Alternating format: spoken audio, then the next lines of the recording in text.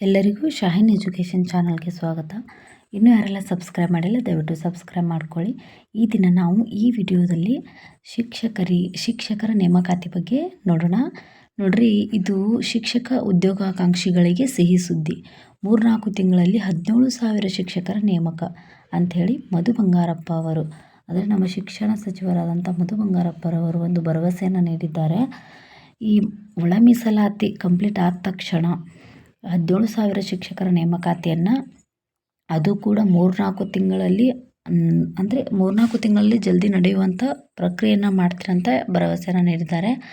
ನಮ್ಮ 2022ರಲ್ಲಿ ನಾವು ಬರೆದಾಗ ಅದು ಕೋರ್ಟ್ ವಿಷಯದಲ್ಲಿ ಬಿದ್ದು 1 ವರ್ಷ ಅಂದ್ರೆ ಬಹಳ ದಿನಗಳ ಕಾಲ ನಮ್ಗೆ ಜಾಯಿನ್ ಮಾಡ್ಕೊಳ್ಳೇ ಇಲ್ಲ. ನಿಮಗೇನಪ್ಪ ಅಂದರೆ 3-4 ತಿಂಗಳಲ್ಲಿ ಅಷ್ಟೇ ಈ ಪ್ರಕ್ರಿಯೆಯನ್ನು ಪೂರ್ತಿ ಕಂಪ್ಲೀಟ್ ಮಾಡಿ 17,000 ಶಿಕ್ಷಕರ ನೇಮಕಾತಿಯನ್ನು ಮಾಡ್ಕೋತೀನಿ ಅಂಥೇಳಿ ಮಧು ಬಂಗಾರಪ್ಪರು ಹೇಳಿದ್ದಾರೆ. ನೋಡ್ರಿ, ಶಾಲಾ ಶಿಕ್ಷಣ ಮತ್ತು ಸಾಕ್ಷರತಾ ಸಚಿವರಾದಂಥ ಮಧು ಬಂಗಾರಪ್ಪರವರು ರಾಜ್ಯದಲ್ಲಿ ಒಳ ಮೀಸಲಾತಿ ಜಾರಿಯಾದ ತಕ್ಷಣವೇ 17,000 ಶಿಕ್ಷಕರ ನೇಮಕಾತಿಗೆ ಕ್ರಮ ಕೈಗೊಳ್ಳಲಾಗುವುದು ಎಂದು ತಿಳಿಸಿದ್ದಾರೆ. ಅದೇ ರೀತಿ ರಾಜ್ಯದಲ್ಲಿ ರಾಷ್ಟ್ರೀಯ ಶಿಕ್ಷಣ ನೀತಿಯನ್ನು ಒಪ್ಪುವುದಿಲ್ಲ ಎಂದು ತಿಳಿಸಿರುವ ಅವರು, ಪೋಷಕರು ಮಕ್ಕಳಿಗೆ ಉತ್ತಮ ಶಿಕ್ಷಣ ಕೊಡಿಸುವಂತೆ ಮನವಿ ಮಾಡಿದ್ದಾರೆ. ಅಲ್ಲದೆ ಈ ವರ್ಷ 500 KPSC ಶಾಲೆಗಳನ್ನು ತೆರೆಯಲಾಗುವುದು ಎಂದು ಮಾಹಿತಿಯನ್ನು ನೀಡಿದ್ದಾರೆ. ನೋಡ್ರಿ, ಇಲ್ಲಿ ರಾಜ್ಯದಲ್ಲಿ ಒಳ ಮೀಸಲಾತಿ ಜಾರಿಯಾದ ತಕ್ಷಣವೇ ಶಾಲಾ ಶಿಕ್ಷಣ ಇಲಾಖೆಗೆ ಶಿಕ್ಷಕರ ನೇಮಕ ಅಂಥೇಳಿ ಹೇಳಿದ್ದಾರೆ. ಅದಕ್ಕೇನು ಮಾಡಬೇಕು, ನೀವು ಓದೋಕೆ ಸ್ಟಾರ್ಟ್ ಮಾಡಬೇಕು, ಪ್ರಾಕ್ಟೀಸ್ ಮಾಡಬೇಕು, ಎಲ್ಲ ಪ್ರಶ್ನೆ ಪತ್ರಿಕೆಯನ್ನು ಬಿಡಿಸ್ಬೇಕು. ಈ ಸದ್ದರೆ ಈಗರ ಸ್ಟಾರ್ಟ್ ಮಾಡಿರಿ, ನೋಟಿಫಿಕೇಷನ್ ಆಗ್ತದೆ ಅಂತೇಳಿ ಒಂದು ಭರವಸೆ ಬರ್ತಲ್ಲ ನಿಮಗೆ.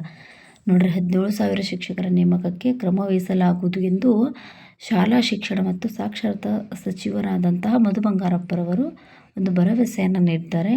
ಈ ವರ್ಷ 500 ಕರ್ನಾಟಕ ಪಬ್ಲಿಕ್ ಶಾಲೆಗಳ ಘೋಷಣೆ. ಹೈದರಾಬಾದ್ ಕರ್ನಾಟಕದಲ್ಲಿ 100 KPS ಶಾಲೆ ಆರಂಭವಾಗುವಂತಹ ಭರವಸೆ ಕೂಡ ನೀಡಿದ್ದಾರೆ.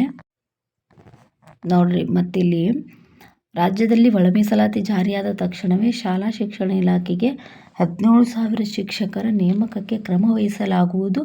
ಸರ್ಕಾರ ಈಗಾಗಲೇ ಅನುಮೋದನೆಗೆ ನೀಡಿದ್ದು ಈ ಬಾರಿ ಕೇವಲ 3-4 ತಿಂಗಳ ಒಳಗೆ ನೇಮಕಾತಿ ಪ್ರಕ್ರಿಯೆ ನಡೆಸಿ ಶಾಲೆಗಳಿಗೆ ಶಿಕ್ಷಕರನ್ನು ನಿಯೋಜನೆ ಮಾಡಲಾಗುವುದು ಎಂದು ಶಾಲಾ ಶಿಕ್ಷಣ ಮತ್ತು ಸಾಕ್ಷರತಾ ಸಚಿವ ಮಧು ಬಂಗಾರಪ್ಪ ಅವರು ಏನು ಮಾಡಿದಾರಪ್ಪ ಅಂದ್ರೆ ಹೇಳಿದ್ದಾರೆ.